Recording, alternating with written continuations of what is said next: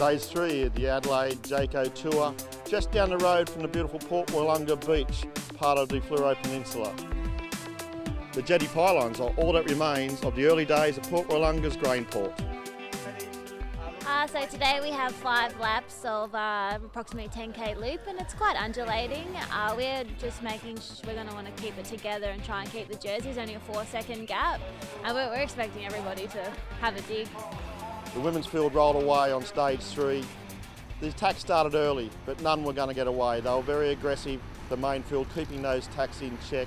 Every team really put the pressure on us today, but we were really working well as a team. I've never seen or been part of anything like that. As they entered the final lap of stage 3, Shannon Malseed from the whole women's team gave it everything, trying to get away for that elusive stage victory. Yeah, I gave it everything. It was a bit faster today, a bit shorter, so it made it a bit harder to get away, but it was a really good race and everyone rode really well today, so we're really happy with our team effort.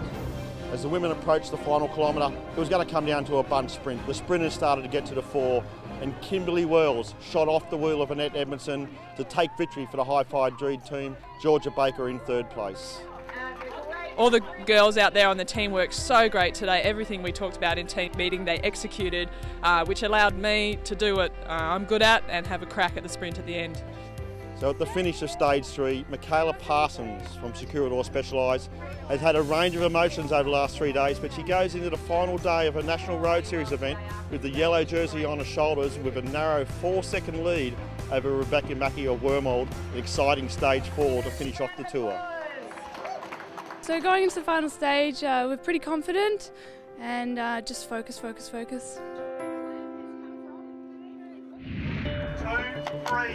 4. The men rolled away on stage 3 of the Adelaide Jayco Tour, expecting a lot of aggressive racing. Avanti held 4 of the top 5 spots overall, and I was looking for the teams of Budget Forklifts, Search to Retain, to go on the attack and try to steal that lead away from Avanti Racing. It was a very aggressive stage. No attack succeeded until 4 riders managed to get away, including Ben Hill from Charter Mason Racing and also Patrick Lane from African Wildlife Safaris. Right from the gun, as the same as yesterday, it was just full on. A few of the guys were working a bit like we wanted it to be a sprint, so it was more to be there and police it a bit. Going in the last lap, while the brake was still up the road, behind on the main field, Avanti put all their riders on the front to protect their leader, Pat Bevan. And then I saw some of the other guys suffering, and I was like, oh, if I want to keep this gap, I've got to go myself. They crested the top of the final KM, headed home. Behind him, a very quick sprint, Neil van der Ploeg Avanti 2nd, his teammate Pat Bevan in 3rd. Typical Ben Hill ride. I've won a couple before, but not for a couple of years, so it's pretty good to get a win. But Avanti Racing did their job. Patrick Bevan wears the yellow jersey going into the final day of the Jayco Adelaide Tour. Yellow jersey, general classification leader, going into the final day of the Jayco Adelaide Tour, Pat Bevan from Avanti Racing.